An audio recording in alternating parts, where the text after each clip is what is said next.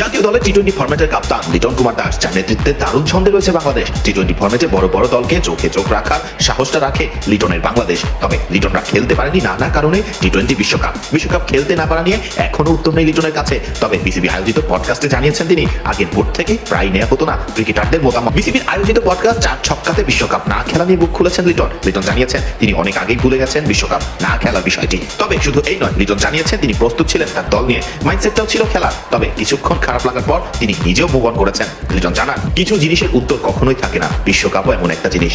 আমরা প্রস্তুত হয়েছি 1 বছর ধরে, ওই মাইন্ডসেট নিয়ে দল তৈরি করেছি। কিছুক্ষণ খারাপ লাগে, তারপর নতুন লাইফ শুরু। সিরিজ আছে, কোনো না কোনো খেলা আছে। আমার মনে হয় সব প্লেয়াররাই ভুলে গেছে, আমি তো অনেক আগেই ভুলে গেছি। তবে বিশ্বকাপ না খেলা নিয়ে অনেকের মূল প্রশ্ন, ক্রিকেটাররা কি চেয়েছিলেন, এই নিয়েও মন্তব্য করেছেন লিটন দাস। টাইগারদের সংক্ষিপ্ত ফরম্যাটের অধিনায়ক লিটন কুমার দাসের মতে আমিনুল ইসলাম বুলবুলের বোর্ডে প্রায় আলোচনা হতো না ক্রিকেটারদের সাথে। লিটন অধিনায়ক হওয়া সত্ত্বেও জানানো হতো না ওনাকে অনেক কিছুই। লিটন জানান, আগের বোর্ডে অনেক কিছুই হতো যা খেলোয়াড়দের সাথে আলোচনা করা হতো না।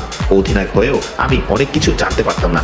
আমাদের কাজ ছিল খেলা, সবার চাহিদা ছিল আমরা খেলবো, যে কোনো জায়গায় হোক। বিশ্বকাপের মতো ইভেন্ট কে মিস করতে চায়? লিটনের কথায় আভাস পাওয়া গেছে বিশ্বকাপ না খেলার আক্ষেপে। তবে লিটন নিজেও তো জানিয়েছেন যে সে মুভ অন করেছেন ব্যাপারটি নিয়ে। লিটন আপাতত ব্যস্ত সিলেটের মাটিতে সাদা পোশাকের টেস্ট ক্রিকেটে, যেখানে ইতোমধ্যে লিটন দলের প্রয়োজনের সময় হাঁকিয়েছেন শতক। পাকিস্তান সিরিজের পরেই টাইগারদের রয়েছে মাইটি অজিতের বিপক্ষে সিরিজ। লিটনের নেতৃত্বে শক্তিশালী অস্ট্রেলিয়ার বিপক্ষে কেমন করবে টাইগাররা? বর্তমান টাইগাররা অজিতের বিপক্ষেও ভালোই করবে, এই প্রত্যাশা তো রাখাই যায়।